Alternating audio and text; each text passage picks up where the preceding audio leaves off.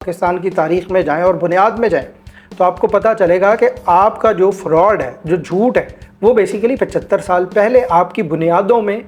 بھرنا شروع ہو چکا تھا۔ اس سے پہلے جواہر لال نہرو جو تھا وہ بھی امریکہ میں وزٹ کر کے آیا تھا اور اس کا دورہ تقریباً 1 ماہ کا رہا تھا۔ لیاقت علی خان کی میٹنگ اس لیے سیٹ ہوئی تھی کہ پاکستان نے امریکہ کی ایمبیسی جو کراچی میں موجود تھی ان کو شکایت کی، جناب آپ نے جواہر لال نہرو کو، ہندوستان کے وزیر اعظم کو آپ نے اپنی پاس دعوت پر بلا لیا ہے لیکن ہمیں نہیں بلایا گیا، تو آپ سے درخواست ہے کہ ہمیں بھی اتنی ہی اہمیت دی جائے۔ دوستو، ہم نے پچھلی قسط میں کچھ کراچی اور سندھ کی تاریخ کا ذکر کیا تھا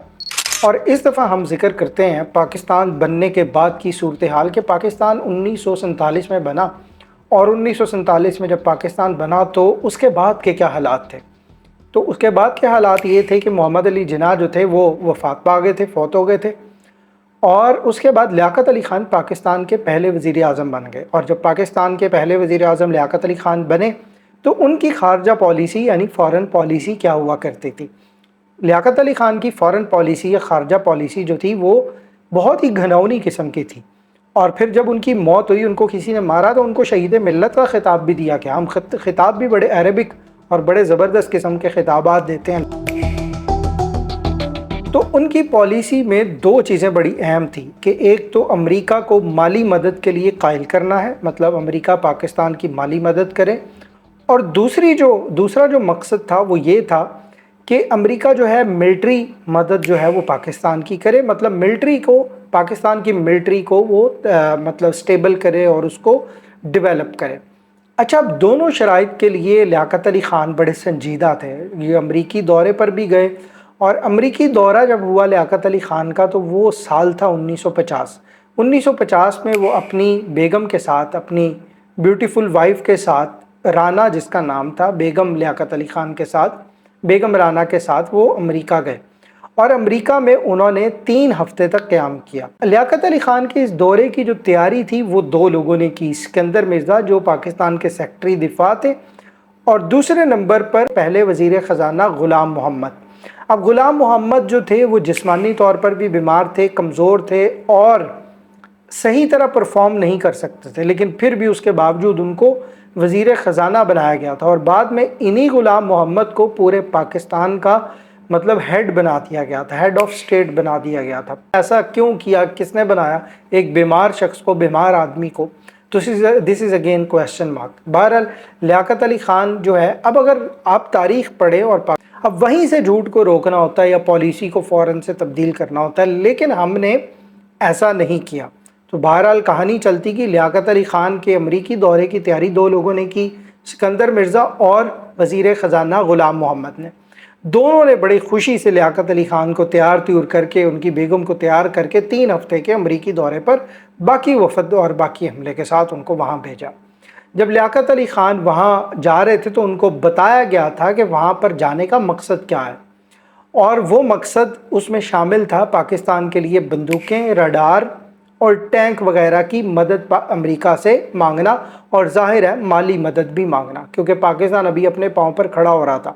اور پاکستان کا ویژن یہ تھا کہ امریکہ کو لے کر، کیونکہ 2 سپر پاورز تھیں، امریکہ اور رشیا، تو پاکستان کا امریکہ کو لے کر یہ ویژن تھا کہ ہم روس کی بجائے امریکہ کے پاس جائیں گے، امریکہ کے ساتھ اتحادی بنیں گے اس کے، اور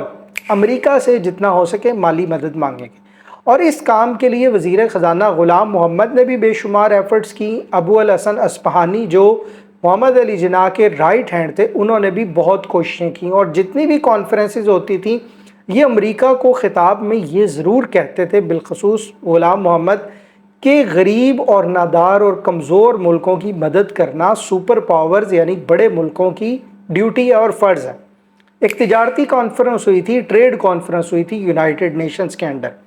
یورپ میں، تو اس کے اندر یہ خطاب میں پاکستان کے نمائندوں نے یہی بات کہی تھی۔ اچھا، بہرحال لیاقت علی خان اس شاپنگ لسٹ کو لے کر امریکہ پہنچ گئے۔ 1950 میں لیاقت علی خان اپنی بیوی کے ساتھ، اپنی بیوی رانا کے ساتھ واشنگٹن ایئرپورٹ پر امریکہ میں پہنچ گئے، اور امریکہ کے واشنگٹن ایئرپورٹ پر ان کا بہترین طریقے سے استقبال کیا گیا۔ اب 3 ہفتے کے دورے میں لیاقت علی خان کی وہاں پر بے شمار میٹنگز ہوئیں، لوگوں سے ملاقاتیں کیں، اور یہ دورہ جو تھا وہ کافی پرجوش تھا، اور لیاقت علی خان نے اسی دورے میں اپنی جو فارن پالیسی تھی پاکستان کی، ظاہر ہے جو بھی سٹیٹمنٹ وہ بول رہے تھے، بینگ پرائم منسٹر، بینگ وزیر اعظم، وہ بڑی اہمیت کی حامل ہوتی ہے۔ جو بھی وزیر کسی ملک میں جاتا ہے اور وہ جو سٹیٹمنٹ دیتا ہے وہ بڑی اہمیت کی حامل ہوتی ہے۔ Well, I'm very glad that the Commonwealth Prime Ministers have very kindly agreed to consider the Kashmir question collectively. For example میں اگر یہ بات کروں کہ اگر وزیر اعظم عمران خان تھے تو عمران خان نے اپنے دور حکومت میں کئی بار ایسی سٹیٹمنٹس دی ہیں جس سے ان کی عزت خراب ہوئی،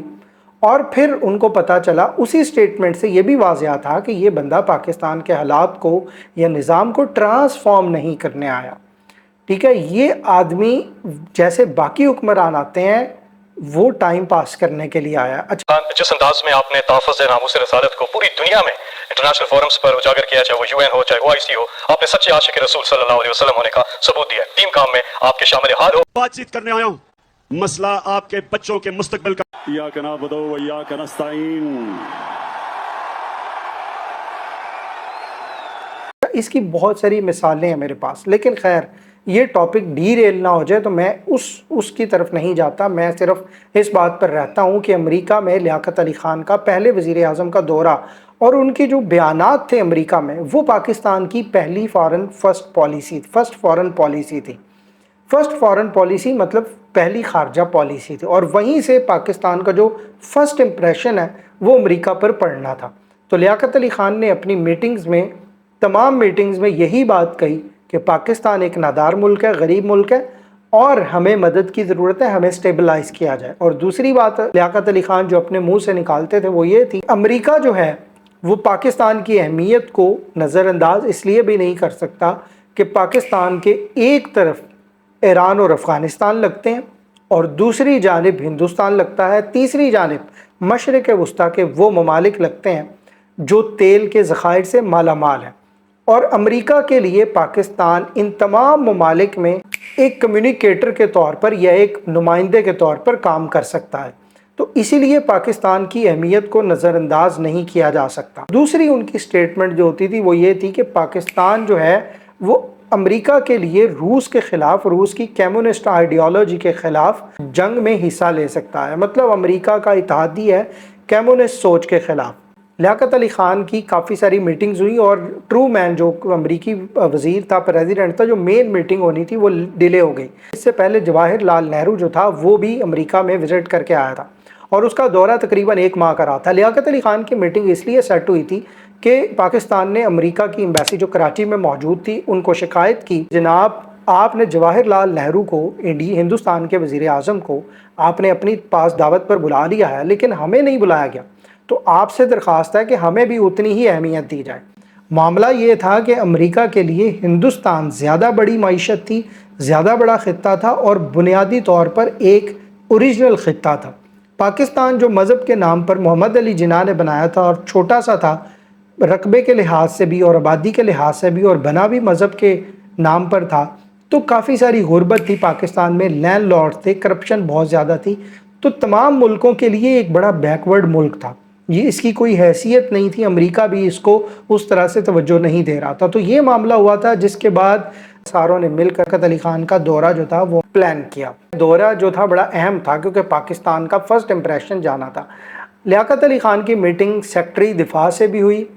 جس کا نام تھا لوئس جانسن۔ لوئس جانسن سے میٹنگ کے دوران لیاقت علی خان نے یہی باتیں کہیں کہ ہم روس کی کمیونسٹ آئیڈیالوجی کے خلاف ہیں، ہمارا مذہب جو ہے وہ اس کے خلاف ہے،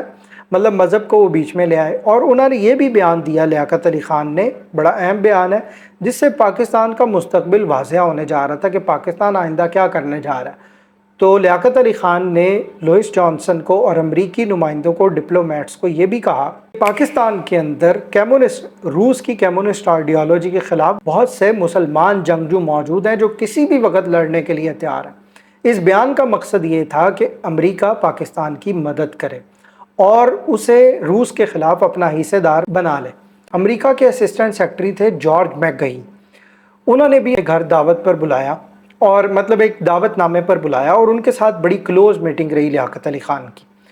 تو لیاقت علی خان نے اسی دعوت نامے میں جب وہ گئے تو ڈنر کے بعد یا ڈنر سے پہلے جو بھی تھا، میکگہی نے لیاقت علی خان کے الکوہل پینے کی بڑی داد دی۔ جارج میکگہی نے ان کی صلاحیت کی داد دی کہ اتنی زیادہ پینے کے بعد، اتنے زیادہ گلاس پینے کے بعد بھی لیاقت علی خان کنٹرول میں تھے، مطلب انہوں نے اپنے اوپر کنٹرول رکھا ہوا تھا۔ شاید اس کا مطلب یہ ہے کہ گورا جب پیتا ہوگا وہ جو ہے وہ اتنے گلاس پینے کے بعد تھوڑا سا ڈول جاتا ہوگا، لیکن لیاقت علی خان نے خود کو کنٹرول میں رکھا۔ اچھا، اس تمام دورے کو، لیاقت علی خان کا جو امریکہ کا دورہ تھا، اس تمام دورے کی کامیابیوں کو، یہ تو عوام کو پتا تھا کہ امریکہ گئے ہیں، لیکن الکوہل پینا اور دعوت ناموں پر جانا، گوروں کے ساتھ جو ہے میل ملاقاتیں کرنا، پھر جناب کلوزلی ان کے ساتھ جو ہے فرینڈشپس کرنا، ان تمام دوروں کی جو ڈیٹیلز تھیں، باریک ڈیٹیلز تھیں، ٹھیک ہے، وہ عوام سے مخفی رکھی گئیں۔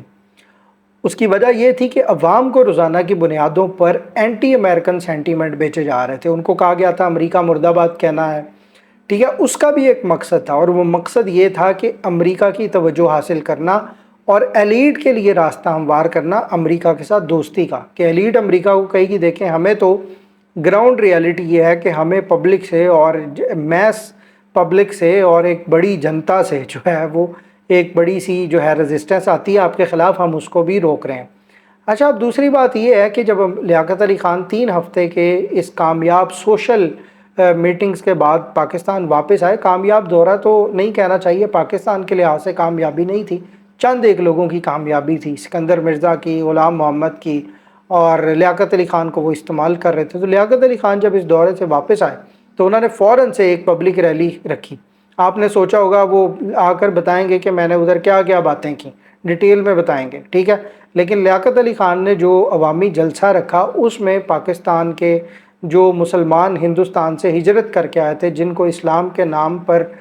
مسلم لیگ، آل انڈیا مسلم لیگ کو ووٹ دلوایا گیا تھا، ان مسلمانوں سے لیاقت علی خان نے خطاب کرتے ہوئے یہ کہا پاکستان جو ہے وہ ایک اسلامی ملک ہوگا اور پاکستان کا جو آئین ہے وہ اسلامی اقدار کے ماتحت ہوگا۔ بتانا تو یہ چاہیے تھا کہ میں دورے سے آ رہا ہوں اور میرے دورے کی ڈیٹیلز یہ ہیں، ٹھیک ہے، میری بڑی بہترین ملاقاتیں ہوئی ہیں، میری وائف ساتھ گئی تھی، یہ سچ تو یہ تھا نا۔ لیکن ہمارے قدرتی ایک رسٹ ان مائنڈ ہوتا ہے، تو وہ رسٹ جو ہوتا ہے ذہن میں جو زنگ لگا ہوتا ہے وہ ہمیں سچ بولنے نہیں دیتا۔ تو خیر، لیاقت علی خان نے جب یہ تقریر کی تو سب لوگ بڑے خوش ہو گئے۔ یہ وہی لیاقت علی خان تھے جنہوں نے 1949 کا آبجیکٹیو ریزولوشن لکھا تھا، قرارداد مقاصد لکھی تھی، آبجیکٹیو ریزولوشن جس کو کہتے ہیں انگلش میں۔ تو جب انہوں نے یہ لکھی آبجیکٹیو ریزولوشن، تو انہوں نے 3 سطریں جو شروع میں لکھی آبجیکٹیو ریزولوشن کے، وہ یہ تھیں کہ sovereignty of the entire universe belongs to اللہ الون،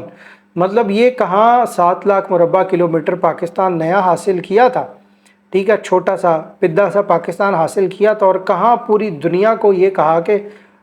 پوری ہول یونیورس یا ہول ورلڈ بلانگس ٹو اللہ، ٹھیک ہے، جبکہ باقی اسلامی ممالک پاکستان کے اس اسلامی اور اکنامک بلاک میں آنے کے لیے تیار ہی نہیں تھے جس کا محمد علی جناح سوچ رہے تھے، ٹھیک ہے۔ انہوں نے کہا پاکستان آزاد ہوا ہے، ٹھیک ہے، اپنا خیال خود رکھے، اپنا آپ خود دیکھیں، ٹھیک ہے۔ اچھا، اس کے بعد لیاقت علی خان نے آبجیکٹیو ریزولوشن میں لکھا کہ authority should be delegated to the state through its people under the rule set by Allah, ٹھیک ہے، مطلب لوگ اسٹیٹ کو سلیکٹ کریں گے، اسٹیٹ کے پاس اتھارٹی ہوگی، اسٹیٹ کو لوگ سلیکٹ کریں گے، اور یہ تمام معاملہ جو ہے یہ ان رولز کے مطابق چلے گا جو اللہ نے سیٹ کیے ہیں۔ تیسرا پوائنٹ ان کا یہ تھا کہ constitution should be subject to the rules set by Allah, ٹھیک ہے، مطلب اسلامی جو اقدار ہیں، جو آئین ہے پاکستان ہے، آئین ہے پاکستان کا، وہ اسلامی اقدار کے ماتحت ہوگا۔ اچھا، اب یہ تمام چیزیں لیاقت علی خان نے جو ہے وہ 1950 میں امریکی دورے کے بعد واپس آ کر ایکسپلین نہیں کی اپنے دورے کے حوالے سے، انہوں نے صرف یہ بات کہی عوام کو کہ یہی 3 پوائنٹس دوبارہ سے ریپیٹ کر دی آبجیکٹیو ریزولوشن کے، جو انہوں نے 1949 میں آبجیکٹیو ریزولوشن میں لکھے تھے۔ اچھا، یہ دورے کی ڈیٹیل اس لیے بھی عوام سے چھپائی گئی کہ کہیں عوام کے اندر لیاقت علی خان کے خلاف یا ایلیٹ کے خلاف، اشرافیہ کے خلاف نفرت کی آگ نہ بھڑک اٹھے۔ آپ کو حیرانی ہوگی کہ 2 سال پہلے محمد علی جناح، جن کی کرسی لیاقت علی خان کو دی گئی تھی، محمد علی جناح نے مارگریٹ بورکے وائٹ کے ساتھ جب انٹرویو کیا تھا تو مارگریٹ بورکے وائٹ نے پوچھا کہ اس نئی ریاست کا کیا مقصد ہے، کیا پلان ہے، تو محمد علی جناح نے اس کو بھی یہی جواب دیا کہ جس طرح امریکہ مطلب دنیا کی ایک سپر پاور ہے اور اس نے یونان کو یا دیگر ممالک کو اسلحہ دیا ہے، اسی طرح امید کرتے ہیں کہ وہ پاکستان کو بھی مالی اور ملٹری جو ہے وہ مدد فراہم کرے گا۔